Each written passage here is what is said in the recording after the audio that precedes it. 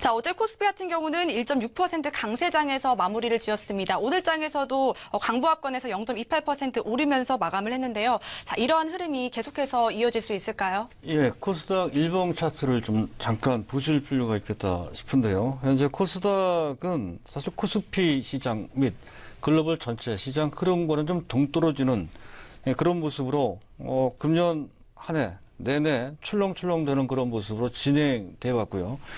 그런 과정 속에서 코스피 지수로 봤을 때 670 내지 680 정도 수준의 다전 고점을 형성을 했었습니다. 하지만 최근 약 한 달 정도에 걸쳐서 가파르게 반등이 나오면서 그러한 다중 고점 종합 코스피 지수로 봤을 때 680포인트입니다. 그것을 꿰뚫고 올라가는 매우 의미 있는 그런 모습을 보였다는 것. 연중 최고치를 이제서야 가까스로 갱신하는 그런 모습이 나타났다는 것이죠. 전에도 계속 말씀드렸습니다만은 이제는 코스닥도 글로벌 강세장 랠리에 같이 동참할 수 있는 그런 분위기가 그런 상황이 현재 만들어지고 있는 것이다. 이렇게 해석될 만큼의 의미 있는 그런 상황이 만들어지고 있다는 건데요. 잠깐 이제 보도록 하겠습니다. 얼마나 어떻게 되는지. 사실 현재 코스닥은 8월 저점 대비 약 3개월 정도 됩니다. 3개월 내 최저점 대비 그 당시 8월 초입니다. 628포인트입니다. 628포인트에서 오늘 689포인트까지 대략 현재 9.4% 정도 상승을 했습니다. 이 정도 수준이면 상당히 종합지수 측에서는 상당히 많이 상승을 한 것이죠. 같은 기간 동안 물론 코스피도 나쁘지 않았습니다. 약 7.3% 정도 상승을 했다는 건데요. 큰 차이는 아니지만 그래도 그동안 코스피에 계속 짓눌려 왔던 상대적으로 처져 있었던 것과는 상당히 다른 상대적으로 우월한 성적을 냈다는 것에 의미를 둘 수 있다는 것이고요. 실제로도 올해 누적 코스닥 지수 상승률은 상당히 저조한 편입니다. 6.93% 정도, 물론 전일 종가 기준입니다.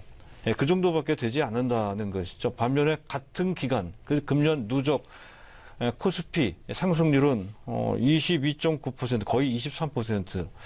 시가총액 상위 종목으로만 따지면 더 큽니다. 거의 30%, 40% 가깝게 된다는 것이. 거기에 비해서 코스닥 지수의 상승률은 상당히 초라하기 그지없는 글로벌 주요 시장 중에서는 가장 저조한 성적을 낸 것이 최근까지의 현황이었다는 건데요.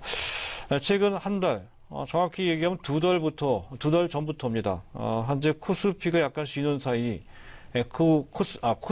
코스닥이 부각되는 그런 모습이 나타나고 있는데요. 그 배경을 우리가 좀 한번 살펴볼 필요가 있습니다. 얼마만큼 그것이 추세적인 의미를 갖고 있는지를 짚어봐야 된다는 거죠. 일단 셀트리온 삼형제 3인방이 워낙 좋았습니다. 바이오주들이 상당히 좋았죠. 셀트리온 및 셀트리온 헬스케어, 또 셀트리온 제약 등이 시장 전체를 강력히 리드하는 모습, 바이오뿐만 아니라 시장 전체를 리드하는 모습이었다는 거고요. 최근 들어서는 신라젠까지 같이 상승을 하면서 분위기를 한껏 업시키는데 역시 상당한 역할을 했습니다. 또 가장 최근 1, 2주 사이에는 그동안 거의 한 달 이상, 두 달 가까이 됩니다.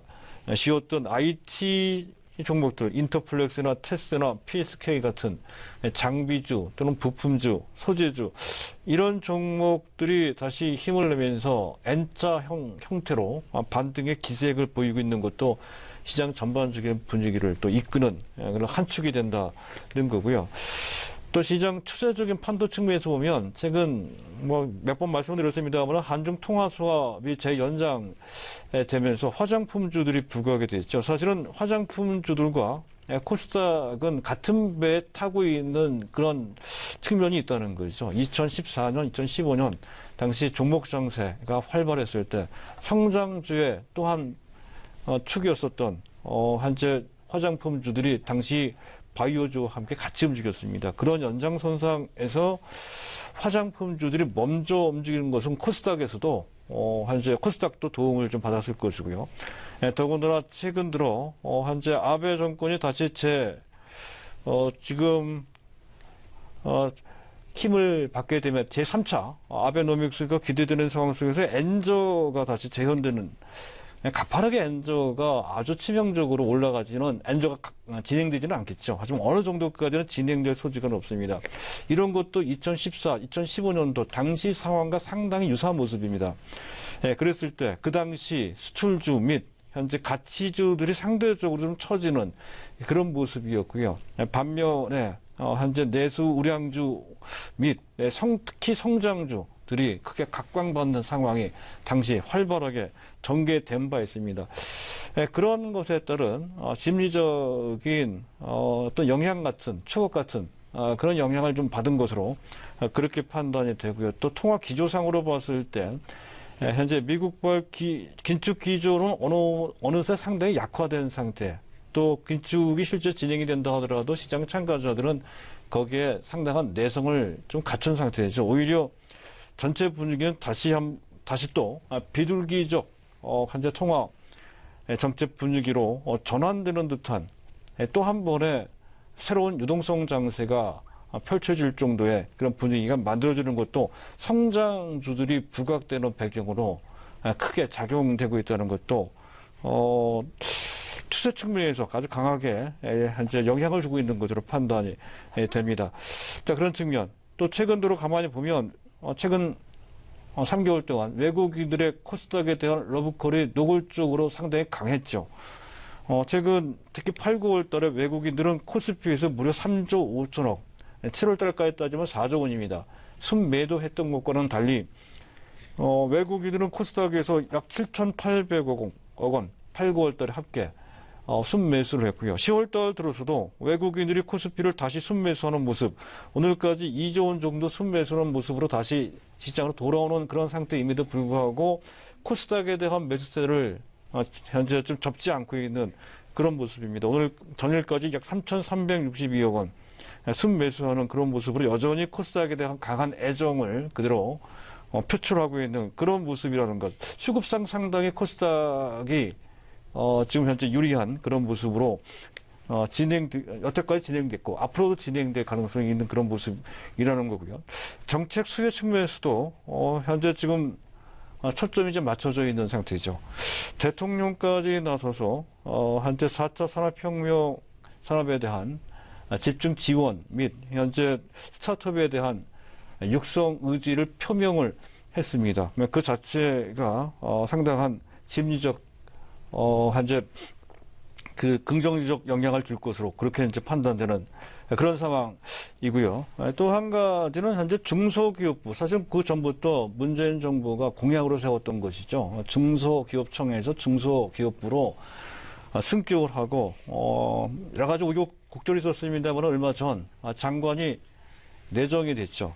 그런 측면. 또 현재 지금 셀트리온이 코스닥에서 코스피로 이전되는 그런 상황 속에서 코스닥 시장을 활성화시키겠다라고 하는 관계당국, 특히 증권거래소 이사장이 또 내정되면서 그의 첫 신임 현재 지금 정책을 그것으로 세웠습니다. 코스닥 활성화로 내세웠다는 거죠. 뭐 이런 측면, 이런 것에 의해서 그전과 좀 다른 코스닥이 어느 정도 최소한 코스피 전반적인 강세 흐름에 동참할 수 있는 배경 정도는 만들어졌다, 이렇게 판단이 됩니다. 해서 이러한 모습은 단발성보다는 추세성을 갖고 있는 그런 상황이다. 이런 관점으로 코스닥에 대해서 어느 정도 긍정적으로 볼 수 있는 그런 상황이 됐다는 것. 하지만 몇 가지 현재 쏠림 현상, 특징이 좀 있습니다. 가장 특기할 만한 특징은 수급상 쏠림 현상이 극단적으로 나타났다는 것이죠. 최근 3개월 동안 외국인들 순매수는 앞에서 말씀을 드렸듯이 약 한 1조 1천억 정도 순매수를 했습니다. 그중 약 절반 가까운, 거의 절반입니다. 현재 그 정도의 비중으로 셀트리온 한 종목에만 집중적으로 매수했다는 것이죠. 그 3개월 동안 외국인들이 셀트리온에 대해서 매수한 규모는 무려 5,550억 원 정도 됩니다. 전체 순매수 규모의 절반 정도를 셀트리온에 집중을 했다는 거고요. 그 외 다른 종목을 보더라도 지금 현재 보면 CJ E&M 1,149억 원, 서울반도체 590억 원, 또 신라젠도 매수를 했어요.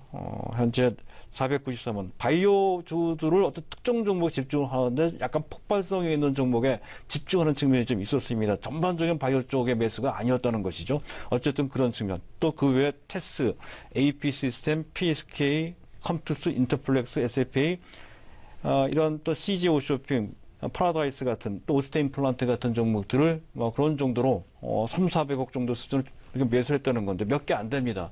그들 종목이 집중을 했다는 것이죠. 그 외에 다른 종목, 아주 작은 중소형에 해당되는 코스닥에 있는 종목들은 배제되는 그런 모습이었습니다. 특별히 시장, 특히 큰 코스닥 내에서 큰 종목의 외국인들 매수가 집중됐다는 건데요. 이런 것은 외국인뿐만 아니라 기관도 마찬가지일 것입니다. 따라서 코스닥을 한다고 하더라도 실적과 수급, 특히 외국인 및 기관이 매수할 수 있는 종목으로 국한시켜서 보실 필요가 있겠습니다. 네, 어제